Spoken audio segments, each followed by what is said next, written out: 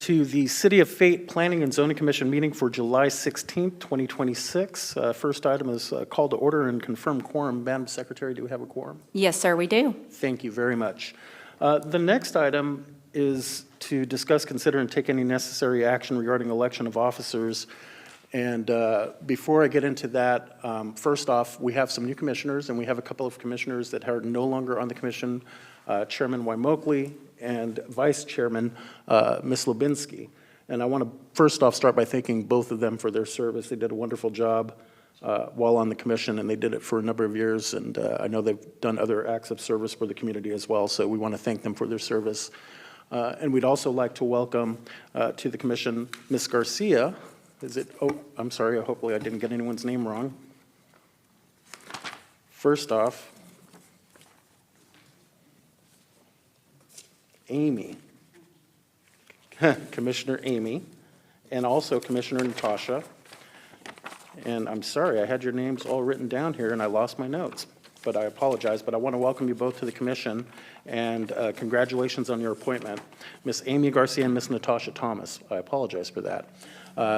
Congratulations on your selection. Looking forward to working with you both on the commission and seeing what you guys bring to the table. And then I also wanted to add, for my fellow commissioners, I know I've been on the commission for 3 or 4 months now. I believe I'm making an assumption the reason why they asked me to step in and be interim chair as we go through the selection process of a new chairman and vice chair is that I have previous experience. I was on the Planning and Zoning Commission for the City of Keller, where I served for 8 years and the previous 4 as chairman. So with that said, it might come across as a little narcissistic, but when we get to nominations, I may end up nominating myself because of that experience. But we've got a lot of good people on the commission that are ready to serve, which Terry, I thought you were going to volunteer. No, just kidding. So on to the first item, to discuss and consider and take any necessary action regarding election of officers. And Madam Secretary, do we just start off with nominations, asking fellow commissioners for nominations? Yes, sir. And we will do for chairman first. And then when we get to the voting, we will take a motion and we'll have a second. And for the vote, it will be a hand vote on that. All right. We'll open it up to my fellow commissioners. Anyone want to make any nominations? I'd like to nominate Paul for our chairman. Thank you. Second. Second, first and second, any other nominations? All right, seeing none, do we need to take a vote on the nomination or move into a motion? Let's go ahead and all in favor, raise your hand for Paul for chairman. All in favor? Okay, now we will take a motion and a second for you to become chair. Do we have a motion? I'll motion for Paul Alvaredo to be chair of Planning and Zoning. And a second? I second. All right, we have a motion and a second to appoint me as chair for the Planning and Zoning Commission. Can we take a vote, please, by hand? That is unanimous. And then moving on to the second item is to nominate a vice chairman for the Planning and Zoning Commission. Do we have any nominations, Mr. Clayton? Brett Bushnell. And do we have a second? Second. All right, so we have a nomination for Brett Bushnell. Any other nominations? Seeing none, can we get a show of hands for the nomination? Unanimous? All right, can we get a motion? Mr. Clayton? Motion that, put Brett Bushnell as vice chair for Planning and Zoning. Excellent. Do we have a second? Second. We have a motion and a second for Mr. Bushnell as vice chair. Can we get a vote by hand, please? Unanimous. Thank you all very much. Thought I was going to have to move chairs. And Madam Secretary, what's the next item on the agenda?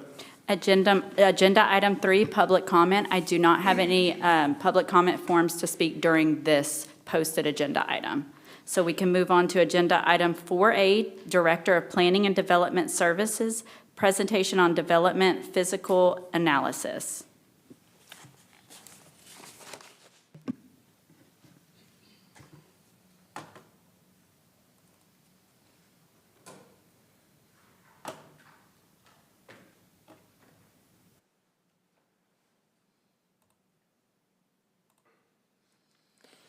All right, good evening, Mr. Chair, members of the Planning and Zoning Commission. My name is Ryan Wells. I'm the Director of Planning Development Services here in the City of Fate. And I thought with a number of new members on our commission, as well as a number of members who've been here for a short time, who aren't brand new, I wanted to kind of just give a surface level education, if you will, on one of the unique things that we do here in the City of Fate, and that is to conduct fiscal analysis on new development. And I want to just give a little explanation on why we do it, what it generally means, what the outputs, how they can be interpreted, and a couple of little caveats on how you as planning commissioners should be looking at this information.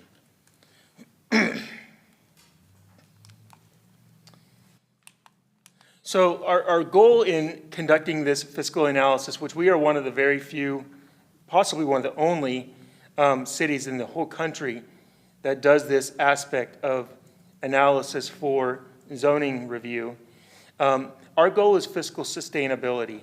And that's a term that we specifically coined in our 2021 comprehensive plan, which of course now we're doing an update to that comprehensive plan. We adopted a fiscal sustainability policy, which is described as the capability to cover our cost obligations for city services and infrastructure maintenance and other services, and provide high service quality for its residents without major increases in property tax rates or debt through bond issuances. So a lot of times when a city looks at new zoning, they will look at the economic development benefits for the city at large, like how many jobs is a project going to create, or how much sales tax is this project going to generate? And we look at that as well, but one thing that a lot of cities don't look at is what kind of revenue is the city expected to generate through a project, and how much cost is the city expected to basically employ to serve that project over time. And we look at kind of the balance of those two elements, and is it a productive project, meaning does it bring in more money than we spend serving it through fire and water, fire and police, general utilities, road maintenance, general administrative services, all of those things that are a cost of the city for residents and businesses throughout the city. So that's what this fiscal sustainability question is all about. So we use this fiscal analysis because when a project is built, when somebody comes in and says, hey, I want to do a new residential subdivision, that infrastructure the cost of that is borne by the developer. So they pay for the installation of those water lines, sewer lines, roads, street lights, street trees, all the things that are kind of in the public realm, as well as, of course, the buildings themselves, but we're thinking about the public realm.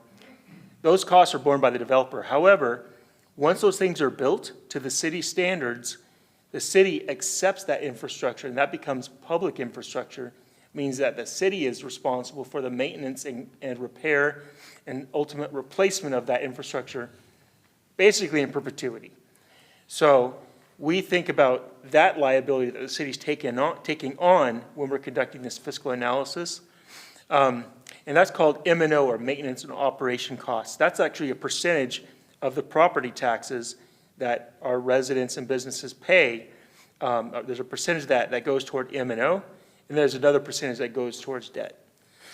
So this fiscal analysis, again, is a mechanism to see if this project basically pencils from the perspective of the city, not from the perspective of the developer. So what we want to do by making sure that we have a sustainable fiscal future, that we can maintain a quality of life, ensure quality development, and provide the services that are expected of us as a city for our residents without having to burden them with excess taxes or other debt. And our goal is that development across the city should be fiscally productive. And we'll get into a little bit of what that actually means. It doesn't mean every single project has to be fiscally productive, but overall, we want the total sum of the projects to be fiscally productive. So the way we do that is we use a fiscal analysis calculator. There's a screenshot of it on the right side there. This is actually published on our city's website. Anybody can go on there. It's just a general basic Excel spreadsheet. It has all the formulas built in. It describes what each line means. So anybody can go in, a developer, an interested resident, members of the Planning and Zoning Commission, You can download it, take a look at it, and see how it actually works. And I'm not going to get into all the details of this spreadsheet tonight. If anybody wants, I'd be happy to give you a primer on how it works at some other time. But we use a spreadsheet to evaluate the new development proposal. And that's the additional thing that we're doing. So when we talk tonight about these couple zoning cases, we're looking at what our Unified Development Ordinance says on what needs to happen, what our development regulations are. We're also looking at this fiscal aspect of the development and what that means for the city and our residents. So when we plug in all these different numbers in the spreadsheet, there's a couple things that we're looking at. So our inputs and our outputs. Our inputs are how many acres are to be developed, land and project market value, how many residential or commercial units in square feet for commercial are proposed, what our city property tax and sales tax rate are, because we actually do estimate the revenue potential of the project in terms of property and sales tax, and then the applicable public roadway mileage that is attributed to that project. Because public roadway is really the main cost that is being generated from a project. Roadway maintenance is one of our highest line items beyond like staff and things like that. And so a project that brings in a lot of roadway, that is by necessity going to create maintenance costs for the city in the long term. The outputs that we look at, we crunch all those numbers in the input column, and it gives us a bunch of outputs. It gives us the taxable value per acre. It gives us the annual contribution that we would expect to see at the city from all those revenue sources. How much it would cost us to replace that road, both the total sum, and that's basically just based on the construction cost estimate from the developer. Then we cut it up into 40 annual payments. So if we were really responsible, we'd take a little bit of money every year for 40 years and put it in a pot. Then in 40 years' time, we should have enough to rebuild that road, because we know how roads are around here. 40 years is generous, to be honest. How much the city service cost would be. So we actually calculate this two different ways, and we'll talk about that in a minute. The revenue to cost ratio, which basically says for every dollar that we spend serving the project, how many dollars are we expecting to get back? If it's more than $1, great, we're actually making a little bit of money to offset other expenses. If it's less than $1, that means that to some degree there's a subsidy happening. And our hope is that that subsidy is coming from other projects that are more productive than one-to-one, and we balance it all out. So we have two different methodologies that we've adopted, and these are all still in progress. I will say this is still a work in progress, even after 10 years of us doing this work. One is the per unit analysis. So we look at a project, we say, okay, it has 50 single-family homes or 100,000 square feet of new commercial. It's a per unit analysis, and we have an assumption that there's a certain amount of cost to serve each unit. And what we found over these many years we've been doing this, that this analysis tends to kind of penalize denser projects because you have a higher concentration of units within a smaller space.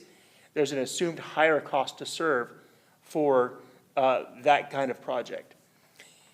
We more recently adopted a proportionate area methodology, which looks at the total area, the acreage of the project, rather than the number of units within it, with an assumption of we have X amount of money in our general fund budget, and that's spread out over the whole acreage of the city. What percentage of the city is this project? And how does that relate to how much of, what percentage of the general fund budget will go to serve that project?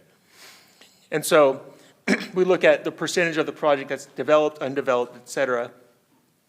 And what we found is that this tends to find less dense projects less productive. So if you have a large acreage, but less development within that acreage, that tends to be conveyed as a less productive project because you're taking down more land with less development and less revenue being generated by that. It's a little bit, so you can see that these different methodologies actually give us different outputs. So here's an example, and you'll actually see this on the screen in our presentations here in a little while.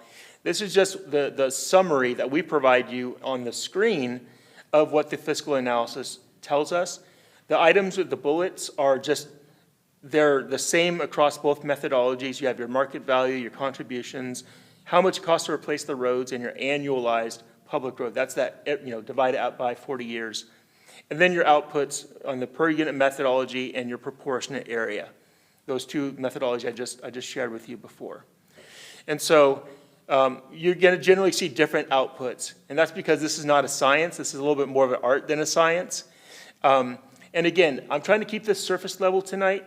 If any of you want to meet with me and I can walk you through the whole table in a lot more detail, I'll be more than happy to do that. So wrapping this up, a couple considerations, and we will, again, be talking project-specific in a moment as we give our presentations. A couple things I want you to keep in mind about all of this. I gave you what we're intending to do here. We're trying to create a productive discussion about the fiscal implications of our land use decision-making, right? And so in doing that, we made an intentional decision to not codify the fiscal analysis practice. So it's something that we do, but it's not in our code as a basis on which to say yes or no to a project. And I really want you guys to understand that. We're trying to have an informational discussion that's educational and contextual, but it's not a basis for approval or denial, okay?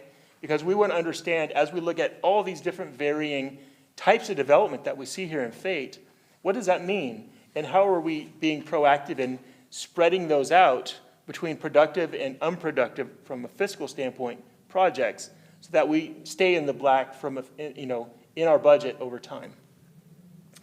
And that being said, not every project has to be fiscally productive. Generally speaking, residential development is not very fiscally productive. But we all know that the single-family home is the backbone of our community. So this isn't a judgment call on any type of development. It's just a matter of fact that certain development patterns are less fiscally productive and others are very fiscally productive, and our goal is for them to balance out. In our spreadsheet, which again is online, there's a copy of it as an exhibit to each of our packets tonight. There's no escalation, so we're looking at a 40-year horizon for these projects in our calculations, in our totals, but we don't escalate them. So we don't think about like a 3% every year escalation over time, because over a 40-year period, that's a lot of assumption to make. There could be a war, there could be a massive depression, there could be huge spikes in inflation. We don't want to make those assumptions. We really just want to have a productive discussion here.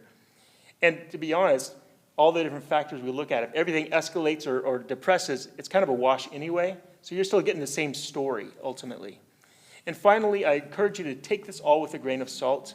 Our intent is to foster productive dialogue, not to attack any specific development type or any specific project. This isn't, again, a basis to say, we're not going to approve this project because it doesn't pencil out. There's too many factors and too many assumptions in there that don't give it enough credence to be a legally binding decision. And again, it's still a work in progress. We've been doing fiscal analysis for 10 years. Again, we're one of the very few in the whole nation. We have cities calling us from all over the country asking us how we do this, and we're glad to share. But we're still improving our process ourselves as we learn more, as we encounter realizations about it. We try to continue to improve it and improve our methodology so people feel confident that it at least gives a basis of information that we can have a productive dialogue. This certainly isn't guessing. There are a lot of work goes into it, but it is really just a spur discussion rather than to make a decision. So with that, I just wanted to give you a little bit of an overview, especially for the newer folks and the audience members. And if you have any questions, I'm happy to answer those. Anyone have any questions? None at this time. We'll be emailing you to set up private meetings so you can spend an hour telling us how that works. Sounds good. Thank you. Thank you. Madam Secretary, the next item, please. Item 5, consent agenda. All right, discuss, consider, I'm sorry, pardon me. This is for the approval of minutes of the Planning and Zoning Commission meeting held June 18th, 2026. Do we have a motion? Make a motion to approve the minutes. And do we have a second, please? Second it. All right, we have a motion to approve item 5, the consent agenda as presented, and we have a second. Can we get a vote, please?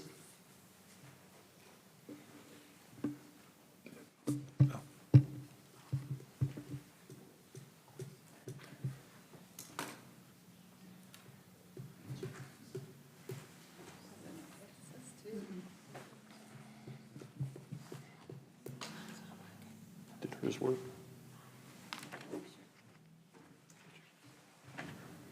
Is it yours? Oh, there we go. It was mine. That was me. Sorry about that, folks. All right. And the next item, Madam Secretary? Item 6A, this is an application for a zoning change request from agriculture to plan development to develop a master plan community with single-family residential and school uses, case number ZR 26-002.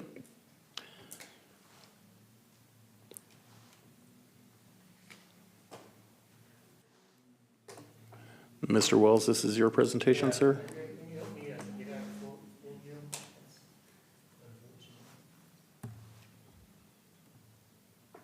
I knew it was yours. I was just putting pressure on you.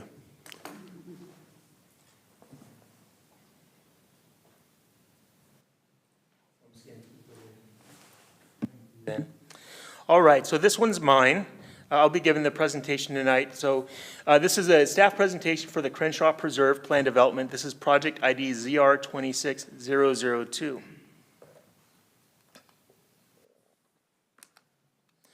All right, so tonight's request is a zoning change request. This is a zoning change request for from agriculture to plan development. So this is a project that was previously denied 4-3 by council, and we'll talk about that in a moment. This project is for a large lot, single-family development with over 696.5 acres, including currently 9 vacant lots. The project is proposing 426 single-family residential lots, and this is a reduction of 34 lots from the previous submittal, which had 460, so that's a 7.4% reduction in total lots. This project has all lots north of FM 552, a total of 106 lots of being 1 acre minimum lot size, and all lots south of FM 552 or 320 lots of 3/4 of an acre minimum lot size. And there are 7 phases that were identified in the project. So as mentioned, this is a resubmittal of the original plan development that was denied 4-3 by the City Council on April 6, 2026. There were a number of concerns raised by the residents and the council. The primary ones were concerns over the lot sizes in the initial submittal, as well as the uncertainty about the connection of Ben Payne Road, primarily between 552 and the existing terminus near the Montera development. I will say that in general sense, we do have a requirement that a denied project needs to wait a year before it can be resubmitted. However, in Fate Unified Development Ordinance, section 2.4.8, it says that a resubmittal is allowed if the administrator, myself, determines that the resubmitted application corrects any deficiencies identified in the original application. So this resubmittal, I did have findings that it did correct the deficiencies identified in the previous denial, and so that's what allowed them to reconfigure their project and resubmit within that 1-year time frame. So this project also includes 180 acres of open space, which constitutes about 28.4% of the total project acreage. Includes 97.37 acres of floodplain and then the open space around it. All open spaces per the plan development are available to the public. The only exception is enclosed buildings that are owned and managed by the homeowners association that would be having oversight and maintenance responsibilities for the property.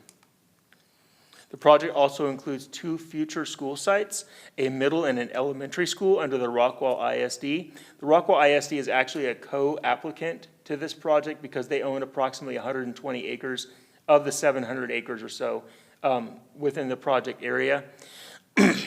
And those 2 schools constitute 51.6 acres of the project.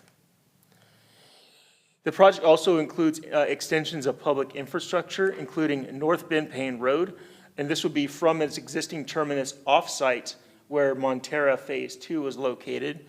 That's basically if you go CD Boren north, Montera is the project in the northwest area. The road eventually stops, and that's where it would pick up and keep going north all the way to 552. There's also an east-west extension of Prince Lane, and that would start at Miss May Drive and go west as indicated. North Country Lane, it would go just a little bit from westward from Ben Payne out to the floodplain on the western end of the project, and North Smith Road. I will say that in one of the reconfigurations, or one of the corrections that the applicant made in this resubmittal, was a realignment of North Smith Road to more closely match our master thoroughfare plan. There are also a number of public water lines that will be installed. The sites would all be served by on-site septic facilities, with the exception of the future school sites, which will require the installation of public sewer lines to serve the schools. There are also a number of connections to existing and planned thoroughfares. We look at this and when we evaluate a project to ensure that the project is well connected, that there are multiple points of access, that vehicles and non-vehicular, sidewalk and trail users have ample opportunity to get around, or not just stuck to one route in and out for safety, convenience, and whatnot. So here's a general location of the project in context of the larger area. The red line on the map is the boundary of our extraterritorial jurisdiction. And as you can see, most of the development is to the south and the southeast of the proposed project. So the concept plan included in your packet shows 426 single-family residential units. There's also Exhibit B, which is the actual development regulations for this plan development. I'll remind you that a plan development is essentially a customized zoning classification for this project. We have, I want to say, maybe 14 actual zoning districts in our zoning code, but a plan development is a separate zoning option that applicants can take, where they just need to tweak some things to meet the more specific vision they have of a project. We have certain criteria that they need to meet in order to submit a plan development, or a PD is what we usually call them. And so Exhibit B is actually all the specific regulations that would apply on this project if it were adopted. So in the PD, there's actually a line that states that there can be no more than 430 units within the project. So this is a concept plan. There will inevitably be changes as they go through their engineering, through their survey and all of that stuff. So there may be a lot or two that gets tweaked. There may be one that gets lost. There may be one that gets added. But per the PD, under no circumstances would they be able to have more than 430 lots within the project. So when you look at the residential estate density, now looking at the comprehensive plan, residential estate is one of the two compatible zoning districts for this area. Residential estate is the base zoning that they're using to build the planned development. That has a 1 unit per acre density requirement. So you can't go more dense over the whole area of the project than 1 unit per acre. So the density couldn't be more than about 696 units overall at a 1 unit per acre density. With 430 units, which is the max that the PD allows, that calculates to 0.62 units per acre. And then with the concept plan as shown with 426 units, it's 0.61 units per acre. So the density is much, much lower than the residential estate zoning, if they came in just for that straight zoning, would allow. So again, south of FM 552, we have 3/4 acre lots. North of FM 552, we have 1 acre lots. The previous submittal showed all of the lots as 3/4 acre lots.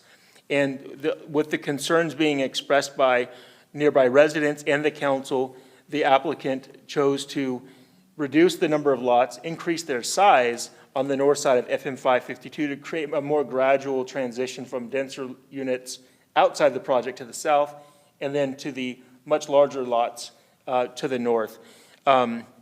And I will say that these are minimum lot sizes. That doesn't mean every lot is an acre. There's some of them that are up to 1.5 acres, just based on configuration and location. All these lots will be served by on-site septic, as mentioned before. There will be a public water line. And we have actually a split area of jurisdiction when it comes to water service. So there's this thing called a CCN, a Certificate of Convenience and Necessity, which is essentially the permitted area where an entity may and has to provide water service. And most of the time it's cities, but there's also all these little water districts spread all over Texas. And they have a certain area or a jurisdiction that they are entitled to provide water. Now, because of the location of this project, there's a little finger of CCN area that's Mount Zion Water District. Most likely, we will facilitate a transfer of that CCN to the city so that we have uniform oversight of water service to the whole project.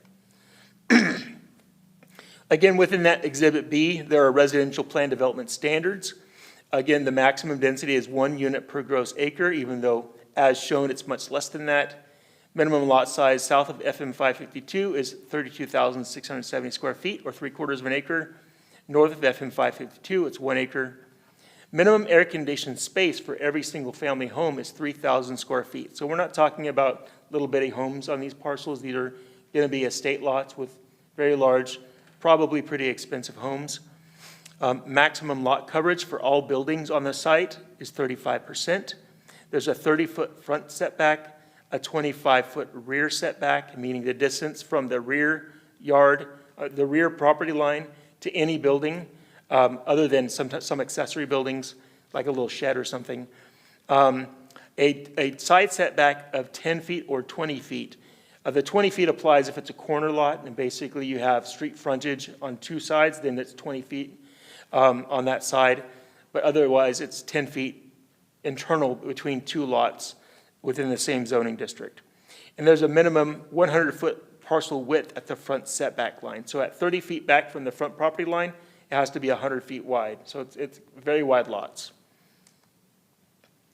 So here's another comparison between the plan development regulations and the residential estate zoning district, which would be, again, the 1 acre minimum lot size. So the front setbacks are generally the same. A little bit more generous side yard setbacks, much more generous rear yard setback from 10 feet to 25 feet. Minimum lot size. In the residential estate, it's uniformly 1 acre minimums. In this case, it's 1 acre and 3/4 acre minimums as stated. Lot coverage allows a little bit more lot coverage on the planned development, probably because these are estate homes. And the density is the same between the two. Also within the plan development, there are some other elevated development standards that we noted, including upgraded garage design standards, building material standards, and fencing requirements.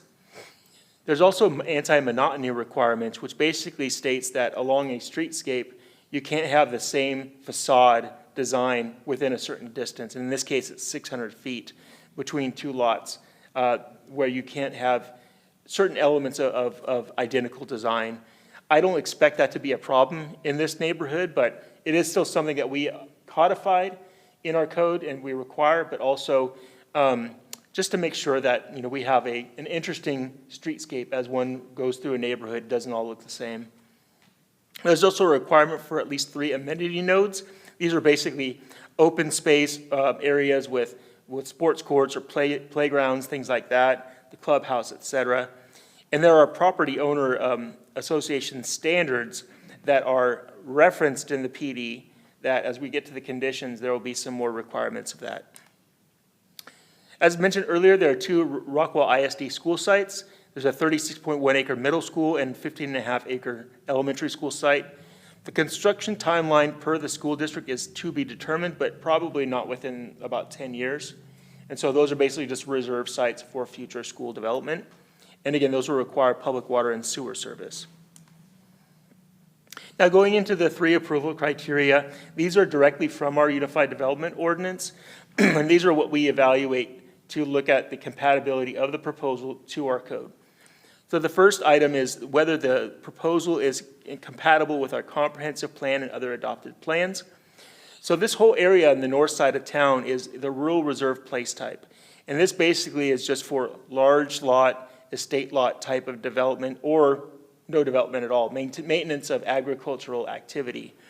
So when you look in the comprehensive plan, the representative zoning of residential estate is compatible with the plan development terms and the standards, and so we consider that it's equivalent to the residential estate zoning district. Large lot single family is one of the uses that are identified as representative for the rural reserve place type, and floodplains and open space preservation is also an important aspect of maintaining the open spaces in rural reserve. There's also an extension of public roads proposed within this project that are compatible with our master thoroughfare plan. So in the small image on the bottom left, that is actually just a screenshot of our master thoroughfare plan showing existing and future roads to be built. And as you can see here, we have the Ben Payne and North Smith Road and Country Lane and Prince Lane as was shown before. But I did want to kind of just reiterate that you can see that there's a alignment compatibility on North Smith Road, which I don't know if you can see the cursor here. I think you can. Right here is North Smith Road, north of 552, and they followed that, which before they had kind of the road going off into no man's land, and that wasn't something that we were going to be able to support.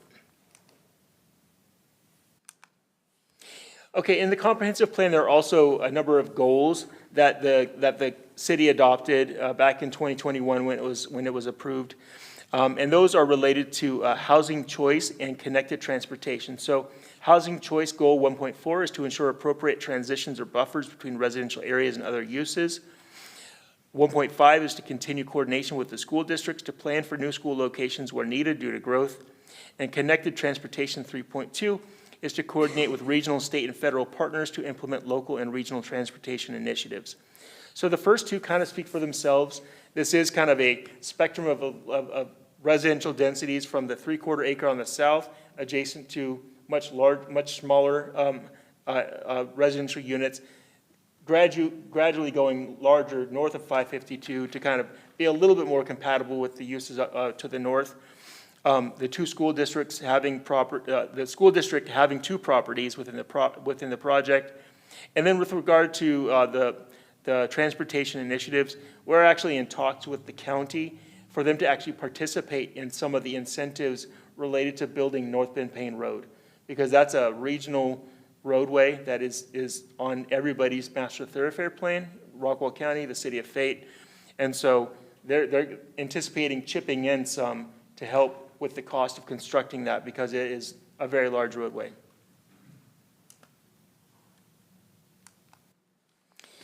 Criterion B is looking at the character of the surrounding neighborhood.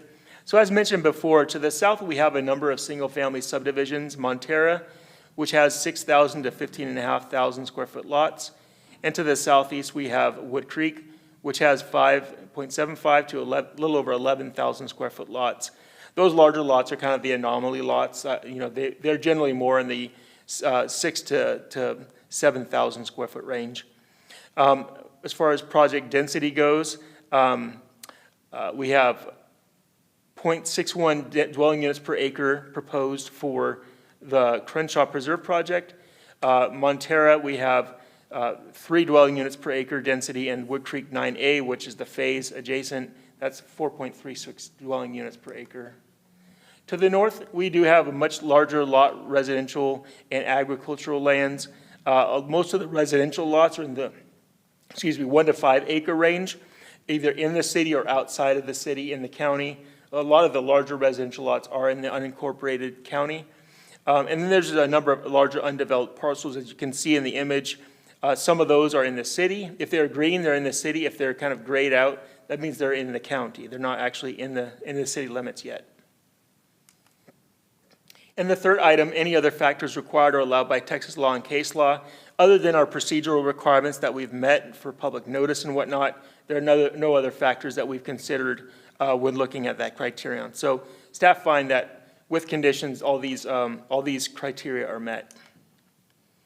So speaking of public notices, of course, with any zoning change request, we actually have a number of noticing requirements required by the state. First is that we publish a notice in the local newspaper over more than 15 days prior to the first public hearing, which is tonight. We also post signs on the property that in view of all public rights-of-way. We also mail notices to all property owners within 200 feet of the subject property boundary. That's indicated by the kind of brown line on that map that you see. And so all told, we sent out 113 mailings. As of this afternoon, we've received 5 mailed responses or just written responses to that mailing. 1 was a neutral response and 4 were against. Now, state law indicates that if if 20% of the notice area writes letters or has a written response opposing the project, that's called a protest petition, and it has a higher level of scrutiny and requirement for a project to be approved. So we do a calculation before the meeting just to make sure that we're not close to that. In this case, we're 1.8%, not even close, but we do want to make sure that you're informed as far as, well, what level of opposition is being brought as far as written. And that doesn't count any vocal opposition we may hear tonight. So a summary of some of the responses that we saw from those written letters. One was that the proposed development is too dense when surrounded by such large acreage properties, the 3 to 5 to 20 acres that you see up on the north side. Development introduces crowding and takes away from the natural environment and wildlife, and concerns about the strain on infrastructure, additional traffic, and impacts to quality of life. So here's that fiscal analysis we were talking about, and I'll just kind of run over it briefly. So based on information provided by the developer and publicly available information, we project that the project market value is about $570 million, all told. That's with a average building value of $1.34 million. We expect that that'll actually go up over time, but we're looking at today's dollars. Year one at build-out contribution to the city, that means when that last building is built and they're generating property and sales taxes, we expect that the city would get about $1.2 million a year. The total public road replacement cost attributed to the project is a little over $22 million, and annually that would be about $556,000 if we were to take a 40th of that and put it into a fund to replace it. We actually don't do that. That's not part of our budgeting process. We're working toward that. That's a city council decision, but that's just a way for us to look at what the annualized cost of these road depreciation examples are.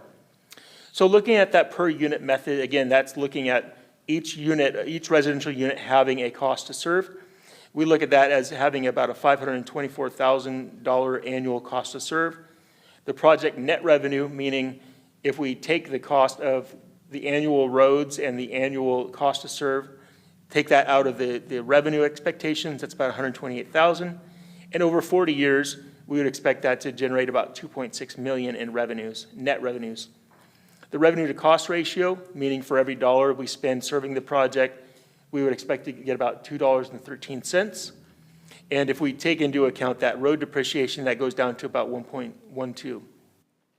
Looking at the proportionate area method, again, this is 700 acres, so we expect that that's a very large proportion of the city. The annual cost to serve is about $1.6 million, with a project net revenue with the roads of negative $900,000. Over 40 years, that could be up to negative $36 million. And then the revenue to cost ratio under this scenario is 0.78 to 1, and looking at the roadways is 0.57 to 1. So you can see there's a pretty big swing between the per unit and the proportionate area. And the private to public ratio is something that we look at when we look at the value of all the public investment compared to the value of the roadways, which is the public part. So, the value of the private investment versus the public roadways, that's 25.7 to 1. And if we took all the the property taxes that were generated by the project and put it back to repaying that road cost, it would be about 20 years before we'd repay that. That's just kind of another way of looking at the relationship of the private investment to the public liabilities that come with public infrastructure. So all told, we do have a recommendation to you tonight of approval with conditions. I have 4 conditions of approval that I'm going to read verbatim for the record. Number 1, provide a copy of the easement for the dam in Phase 6 for city records and include the easement boundary within the preliminary plat. Number 2, the Crenshaw Preserve Plan Development Ordinance shall not become effective until the architectural controls document identified in Section 4.1 of the Crenshaw Preserve Plan Development District Development Regulations is attached as an exhibit. Condition 3, changes to the concept plan, preliminary plat, or final plat may occur based on the results of special studies and civil engineering plan review.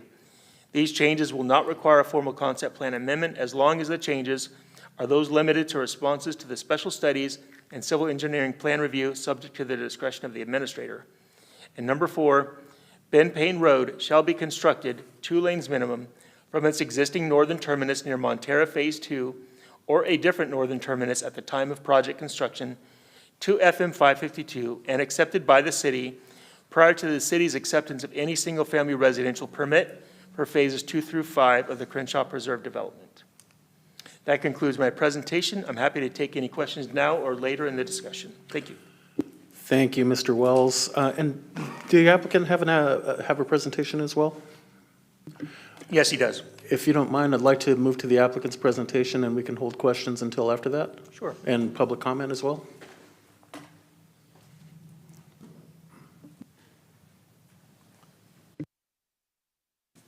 Good evening.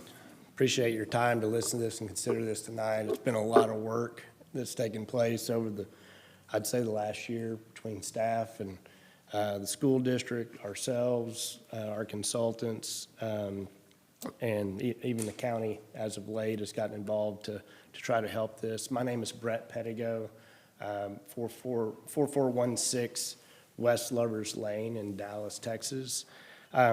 This project's being brought to you as a joint partnership between our company, Terramana, and Michael Joyce Properties, which is a local developer here in Rockwall County.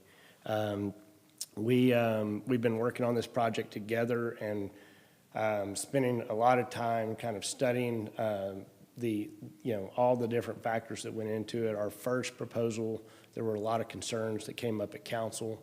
And so we just kind of rolled our sleeves up, went to work. Staff did a great job to try to figure out, like, how can we solve these problems? What are the things we can put back before you? And hopefully that overcomes some of those issues. But I thought, because I think we got some new faces and everything else that didn't see this, we would kind of go through the presentation again, let you see a little bit of how we develop our properties. Just so you know, between Terramana, my partner, and myself, have got, probably over, I don't want to age him too much, but 70 years of development experience between the two of us. I've been doing this for over 30 years. And Michael Joyce Properties is a very, they've been doing this for 20 years as well in this area. So these are, and we've done a lot of master plan communities in and around DFW. We've done some smaller communities. We've done some larger communities. And, one common thing that we always try to find is where can we make a difference and make something be a little bit different. The biggest compliment we can get when somebody drives through our neighborhoods is that they just feel something a little bit different. It's not going to look the same as all the other developments. It's going to not feel the same.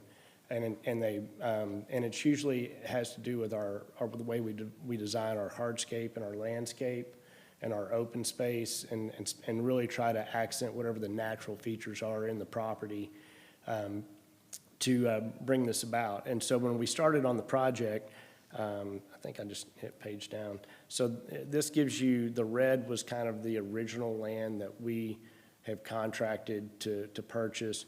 The darker blue, purple color in the middle was the school district's land. And we were looking at the school district's land and saying, if we develop all the way around this, it's going to be very difficult for them to be able to, build their school sites and get the students in and out of that in a very logical pattern. So we went to them, we were like, hey, we've been down this road before, we've seen these scenarios happen, and if we don't work together here, you may end up having a problem later. So if you think about it, when you put two schools side by side, and now all of a sudden everybody's getting there in the mornings or in the afternoons, everybody's getting there together. So we said, why don't we come in and we spread these lands, these sites out away from each other for you and put them on different roadway systems and let you have the benefit of that where you don't currently have that. And also let us build some of this infrastructure to help serve your properties and basically give them a deliverable site where now all they have to do is go and build their schools on that. And they don't have to build roadways, they don't have to build infrastructure, but we've planned it all ahead of time. And so that was an acceptable offering to them. So that's why you're seeing now that the land plan has changed and it's got these school sites and the property that the school is going to retain in different locations. So the northern site, and we had to turn this in a weird way, I'm sorry, north is to my right. And so we had to turn it this way. But the site that's at 552 there is actually sized according, we've gotten templates from them to size that for an intermediate school. That's where that site would be. And then the smaller site in the middle, and because they don't really necessarily want that on 552 for the elementary school site, they would rather it be tucked into the neighborhood a little bit. And so that's why we put that. But it's also at the terminus of Prince Lane and Ben Payne Road. So you kind of have, and it's got good circulation all the way around that. We find that, pick up and everything else. So we didn't want any issues with regard to traffic with schools. We feel like we've addressed that issue. I think Ryan did a great job of kind of explaining some of these changes. We went ahead and laid those out just so you could see that. The major changes that you'll see in this plan, this plan is again going to the 1 acre lots. We were requested by council, but we couldn't do that at that meeting just based on the amount of infrastructure that was being required to build this project with Ben Payne Road. So again, with this proposal, we came back in, we changed that to 1 acre lots. The city and county have both kind of joined forces to try to help us with some of this infrastructure because, again, the amount of roadway infrastructure for Ben Payne Road, for Prince Lane, and some of the off-sites that need to be built around this project to connect everything were just a little bit too much for this project that now only has 430 lots to bear. We wanted to make sure that we could financially make our commitments, so we couldn't do that on the fly at council. So when we reworked this, everybody kind of pitched in to make this a presentable project. So the 2 lanes at Ben Payne Road, so this is again from at Montero, there's about 1,400 feet that hasn't been built up to our south boundary. And so we would be building those 2 lanes offside of our property as well as the 2 eastern lanes all the way up to 552 in our very first phase. I'm going to show you a series of slides here in a minute too that would show you other projects that are happening in and around us that may also contribute and help the mobility and traffic patterns. Again, in phase 2, before we were going to try to stage Ben Payne Road. We were going to build that in phases. So it may take us to about phase 3 or 4 to get Ben Payne Road built, as well as getting Prince Lane built. With this proposal before you tonight, you've got Ben Payne, so you've got a north-south collector. And typically what we do whenever it's early on in a project like this is it's a 4-lane divided roadway where you have 2 lanes on each side. We build the eastern 2 lanes, and that'll be 2-way traffic for some time until we start adding the other 4 lanes in. So at least this gets a complete roadway system all the way up to 552 so traffic circulation can happen. What we'll do is we'll do a TIA at the time of preliminary plat. That'll tell us, based on the amount of traffic that we're expecting at those intersections and things like that, we may go ahead and widen those out and build those left turn lanes, right turn lanes, things that are in there, but that'll be up to the TIA to tell us what we need. But for the main part, we're getting the 2 lanes built from the terminus in Montero all the way up to 552. And then in phase 2, again, building Prince Lane off-site, I can't remember the exact distance, but maybe a couple thousand feet off-site of our project of Prince Lane from where it is at Miss Main Road and coming to the west. So we would build that all the way in, plus the Prince Lane on our site that you're seeing. So those were big concerns about getting that infrastructure built. So if you think about, we can't start building homes in a phase until we get the roadways accepted by the city. So at that point, we only got about 70 to 80 lots on the ground. Those are probably 3/4 of the way built out. So you got about 60 or 70 homes by the time we've developed the second phase. So by the time we'd have 60 to 70 homes, now we've got these roadway systems put in place, the main backbone of the infrastructure that's needed. And so, the other things we were doing, we did eliminate one section of roadway just because there's some discussion with the county about trying to get some participation on that. And that was one section at Ben Payne Road from Prince Lane on the western 2 lanes. So again, that traffic, there's not really a lot of intersections and everything that flow through there, so we would keep that 2-way traffic. But then as you start getting closer to 552, broaden out into the 4 lanes so that you've got a full intersection at 552. And then at North Smith Road, going back to more of a rural section along Phase 7, if you see that at the far right of your screen.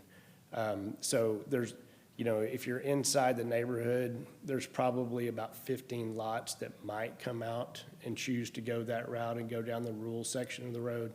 But the majority of all of our traffic would be coming through our entrances and into the improved road on North Smith.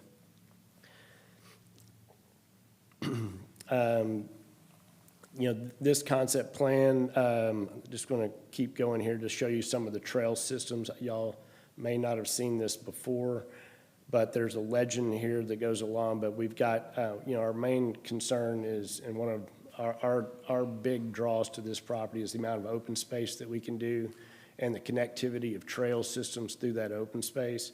So we have a major 8-foot trail that you kind of see that as kind of the pinkish colored line through that that would go along Ben Payne Road and also kind of crisscross through the property. We have a gas line that kind of goes through the property and an easement through there. So we've created a corridor along that connects the school and connects east-west, as well as now we have a north-south major trail system. And then the yellow trails are more of a 6-foot trail system. Still, if y'all have been on trail systems, an 8-foot trail is a very wide trail. 6 foot is, I think it feels about right for whenever you've got pedestrian traffic moving back and forth, and then your normal sidewalk is about 4 feet. But everything highlighted on here is either a 6, 8, and we also have some other, through the open space areas, we have some other trails that'll be more of a natural trail, so it may be like a decomposed granite or some kind of a mulch system because it's in more natural areas and we're not wanting to bring concrete trails through those areas. But they will connect up with all the other trail systems that we have. This is just giving you an idea of some of the trees, and most of the trees are confined to some of these draws and open space areas, so we've kind of planned around that. Most of our development's occurring within kind of the upland areas and more grassed areas that's been more pasture land, where you see the disturbance of where we'll be disturbing dirt for our development. This is, again, when I talk about a little bit of what you're going to see different in this neighborhood. Typically Ben Payne Road is just a divided roadway that's very, design-oriented and not necessarily more aesthetically pleasing. So you've got 2 lanes with a median in the middle, and what we try to do is use the topography, and so we're going to widen that road out in places where you have a bigger median in the middle. So you'll see this meandering of the roadway, and not only are you meandering it this way, but you're also, they may not be exactly at the same elevation. These lanes may be going at a higher elevation. These may be down here based on the natural topography. And then as we get towards an intersection, we bring those closer together and we bring them back to the same elevation. So the crossing's a safe crossing at the intersection. What we find is this is kind of our statement and kind of where we get to build that brand of our neighborhood into that. So it's heavily landscaped, and what we do is we choose landscaping with drought-tolerant materials and things like that because we also have to take care of it and keep it alive. So you're going to see this look more of like a natural grasses and natural stone and some of these characteristics that you would see, growing, in a natural state. A lot of our open space areas will mow right along and keep that pretty manicured along the trails. But as you move away from the trail, you'll get back into a natural grass. And our landscape architects have put us with some consultants on how to grow these grasses over time so that they will be sustainable.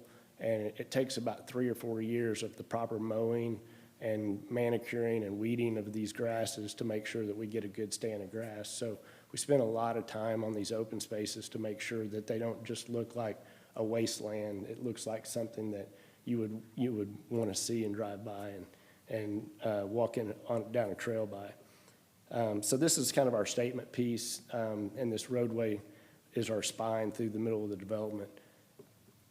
You know, again, to try to give you an illustration of what these grasses and these natural native looks would look like. These are some of our, Canyon Falls is a master plan community we did out near Argyle and Flower Mound.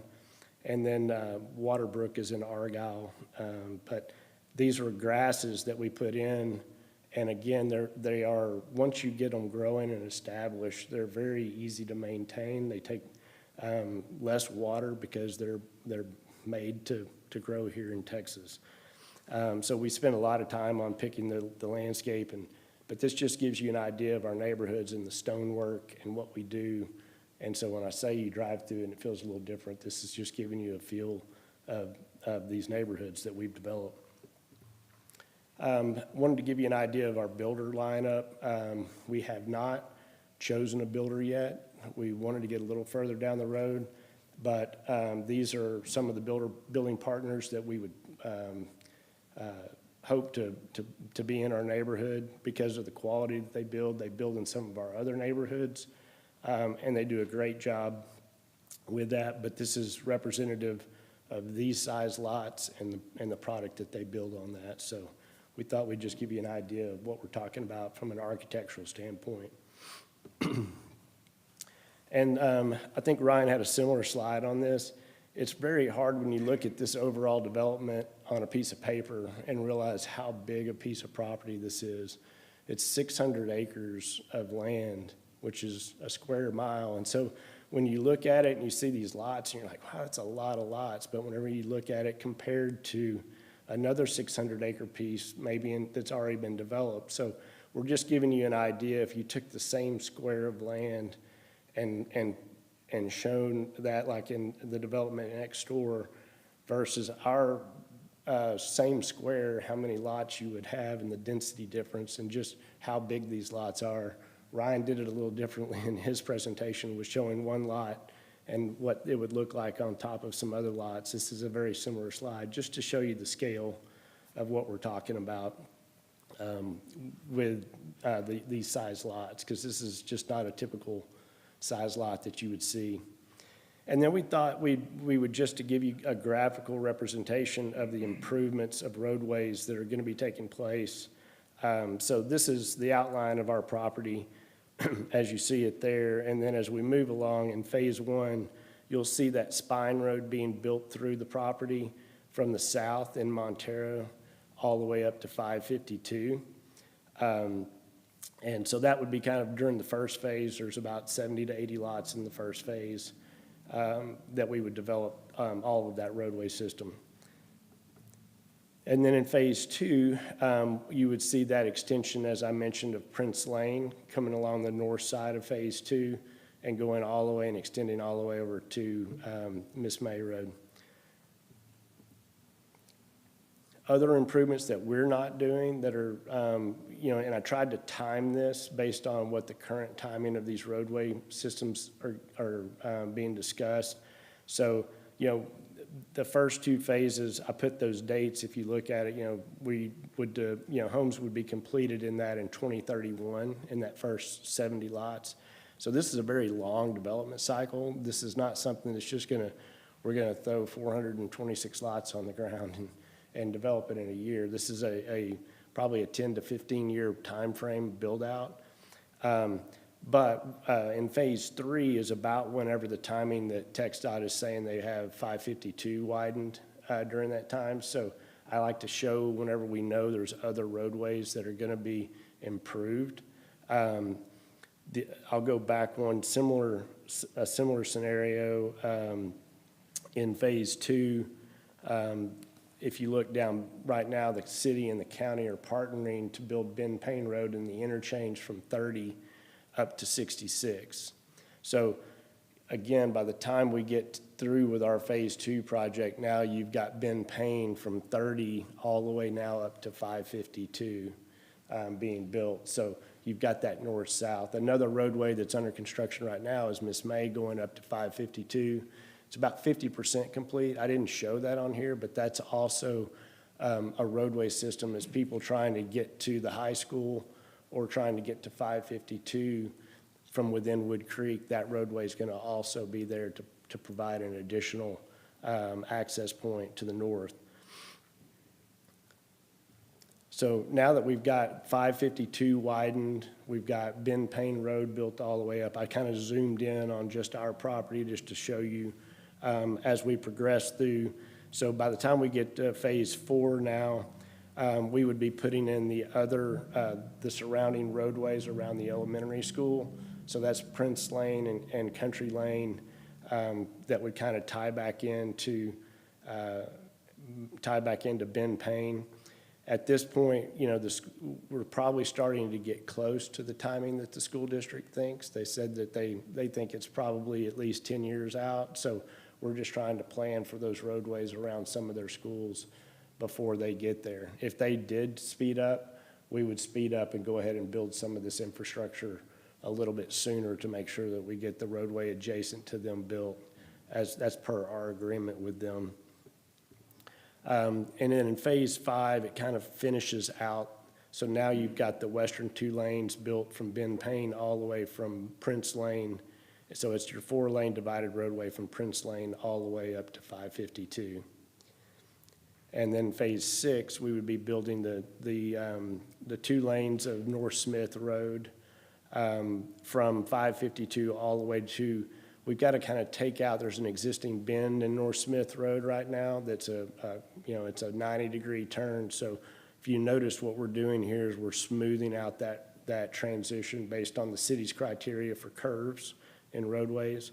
So we're building that transition in and building that road up to that point. And that would be the terminus of all of the infrastructure that we'd be building with the project. But we think trying to front load that, it was a drastic change to what the previous plan was, and some of the concerns were on trying to get those roadway systems in sooner. And then lastly, this is just, again, kind of to show everybody how long of a project this is. And, you know, this is going to take quite a time to build out. You know, it's at least, you know, a 14-year build out for all these homes. These will be much slower paced absorptions than what you've seen in other neighborhoods. These neighborhoods at the price points of being $1 million plus will probably, you know, you'll be seeing 35 to 50 homes a year built somewhere in that range. Really at the height, you know, when it gets started, it's probably more like 2 to 3 a month. So 24 to 36, but as we get rolling and we get moving into our later phases and we get a little further down the road, you'd see a little higher absorption. But even with that higher absorption, it's at least a 14-year build out of everything. So we wanted y'all to see that. So with that, I know y'all said y'all may want to have some discussion and you may have some questions for me. I'm happy to jump back up here whenever y'all are ready, but I'll let y'all discuss and do whatever you need. Appreciate your time. Thank you very much for the presentation. Yeah, just stick around close. I'm sure we're going to have some questions for you. Thank you. I think now's the time to open it up for public comment. It is 7:09 p.m. Madam Secretary, do we have public speakers signed up? Yes, sir. Ms. Teresa Bennett, was this the correct agenda item? Yes, ma'am. So Ms. Teresa Bennett of 2716 Lydia would like to speak on this item. And just a reminder for everyone, there's a 3-minute time limit. Just please address the commission when speaking. If you go past the 3 minutes, we're going to call in the cops. No, I'm kidding. I'm totally kidding. And also, just for everyone's knowledge, we can't interact with you directly when you're speaking, but we're going to write everything down that you're saying, and we'll probably be asking questions that are going to help address anything that you bring up. Okay. Thank you. Thank you. Good evening. My name is Teresa Bennett. and my husband and I are homeowners who live adjacent to the property affected by the zoning request. I'm here today to express my opposition to the request to rezone this property from agriculture to planned development. When we chose to make our home here, we did so because this area offered something that was becoming increasingly rare: a peaceful rural lifestyle surrounded by nature, open space, and quiet roads. That is the environment we invested in, and it is the community we have worked hard to preserve. Over the past few years, our area has already experienced tremendous growth. The construction of a new high school, located less than a quarter of a mile from our home, has dramatically changed daily life. Traffic has increased significantly, making travel more difficult, increasing noise, and altering the character of our neighborhood. We've already absorbed those impacts. Now we are being asked to accept another major change by replacing agriculture land, rolling hills, and a beautiful creek corridor with a high-density residential development. Once those natural features are cleared and paved over, they are gone forever. The scenic views, the wildlife habitat, and the feeling of living in the country cannot be recreated. We have been told that million-dollar homes will increase our property values. While that may sound appealing to some, it is not why we moved here and live here. We did not choose this area as a financial investment. We chose it as our home. We value peace over profit, open land over crowded subdivisions, and nature over endless development. An increase in our home's market value does not compensate for the permanent loss of the lifestyle that brought us here. This zoning request is not simply about building expensive homes. It's about changing the identity of this community. It means more traffic, greater demands on infrastructure, increased congestion, more noise, and the gradual disappearance of the rural character that still exists today. Growth is inevitable, but not every piece of open land must be developed simply because it can be. Thoughtful planning requires balancing development with conservation and respecting the people who already live here. Once this land is rezoned and developed, there's no going back. I respectfully ask the Planning Commission to consider the long-term consequences of this decision, not just to the economic benefits of new construction, but the lasting impact on existing homeowners, the environment, and the rural character of our community. Please deny this rezoning request again and preserve what remains of our country lifestyle that so many of us choose to call home. Thank you for your time and your consideration. Thank you. Next speaker. I have Mr. Jeff, and I do not want to butcher your name, so I will let you pronounce your last name, of Sands Lake Edition. Afternoon, Jeff Kolzinski. So I spoke in opposition of the project, both at this council meeting last time as well as the city council. I live north of 552. My wife and I moved out there after reviewing. Part of our decision was based on the forward fate proposal. Those are large lots up there. We did not like the three-quarter proposal. We do appreciate the developer coming back and increasing that size. Still don't think it's quite adequate, but it's better than it was before, so I appreciate that. I do want to go back on the density. I think we need to be really honest. I appreciate the marketing of this. We're not developing a certain area. We're going to keep it trees. The reality is, I think it's a couple hundred acres almost is in a floodplain. So if you want to develop it, good luck. My big concerns now are really about the infrastructure if this project does go forward. On Smith Road, I don't know if it sounds like maybe it's just going to be a two-lane road. We've already got a lot of traffic coming from the south on Smith Road. The new neighborhood is going to add to that. So my concern is two lanes adequate? Are there going to be turn lanes going in and out of the neighborhood and that thing? Smith Road is my primary exit to get to 552. My concern is that during the construction period, there's going to be a lot of traffic, heavy equipment, machinery. I want to make sure that Smith Road remains open and in good shape, no potholes fixed, to make sure that we can still get in and out of our area. And then lastly, I guess, more just, I don't know this world, but who monitors the progress of the project to make sure that everything that was agreed to is being done, and to make sure that everything is being done in compliance with the approval? Thank you very much. Thank you. Next speaker. I do not have any more public comment forms at this time. Does anybody else wish to speak to this item? All right. It is 7:15. We'll close the public hearing. Commissioners, questions for staff or for the applicant? I guess one of the first questions I'd like to ask is, Mr. Pettigrew, if you could you address the concerns about Smith Road? What are your plans for, can you go over that item again and also talk about, as far as construction is concerned, what does construction traffic look like for that community?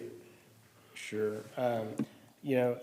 Currently on the thoroughfare plan, and correct me if I'm wrong, Ryan, but it would be the same section currently on the thoroughfare plan as 4-lane divided going north. So if it's on our property, we would be giving the full right-of-way, the full width of the right-of-way, building the 2 western lanes of that roadway. So for example, like right now, I know there's a church that's being planned at the corner of North Smith Road, and they would build, whenever they built that side of the road, they would build their 2 lanes of the roadway. So, again, even though we're building 2 lanes, if we get to the intersection and the TIA says that in order to make all the turn movements, we have to widen out and go ahead and do some turn lanes in a little wider section there, we'll do that. The TIA will also account for whether or not you've got how far the stacking of the cars would be, so there'll be traffic counts and everything to look at that.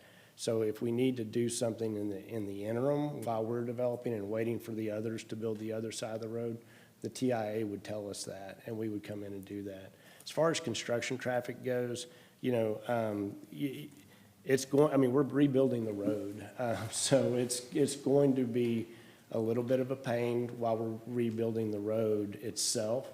The one good component of the way we would probably come in and build the section that's right by 552 first, and that way we can keep the traffic going around the old roadway and connecting into that and getting that traffic, and then we would come in and build that roadway through the middle of our property.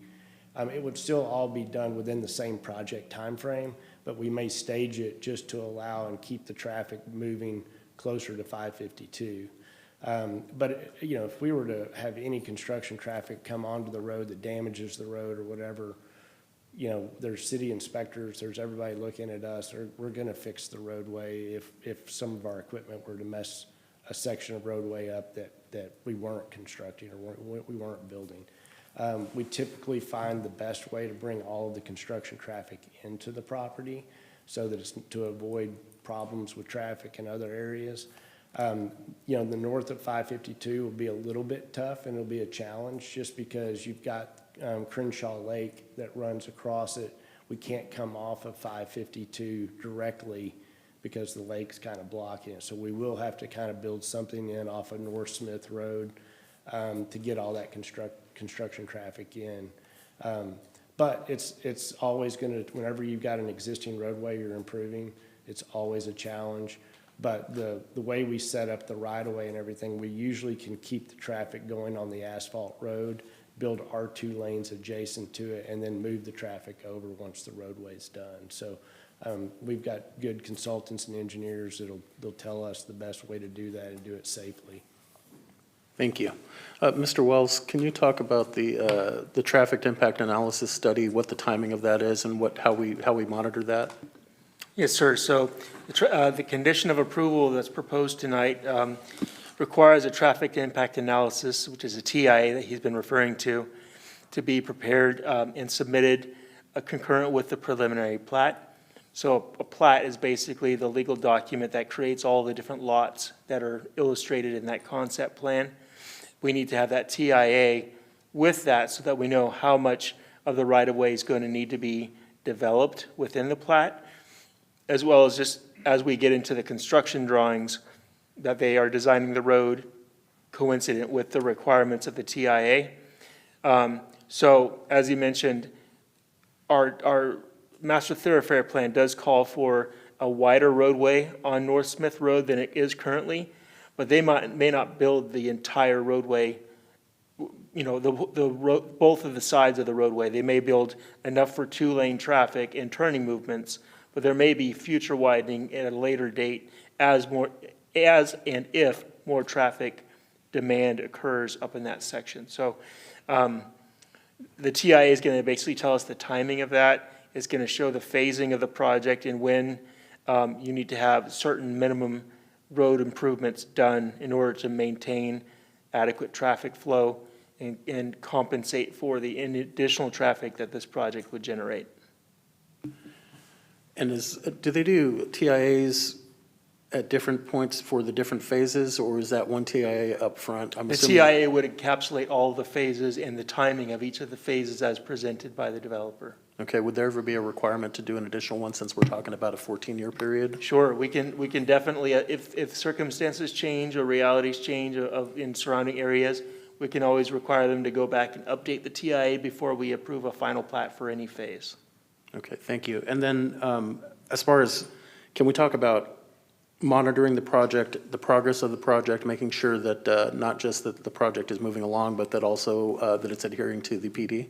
Sure. Yeah, so the planning department is responsible for shepherding proposals through the review process, and whether they're approved or denied is the decision of the city council. Once the project is approved by the planning department, then it goes under the oversight of other departments while we still monitor and check things. With regard to the development regulations, say there's a single-family home being built on one of these lots.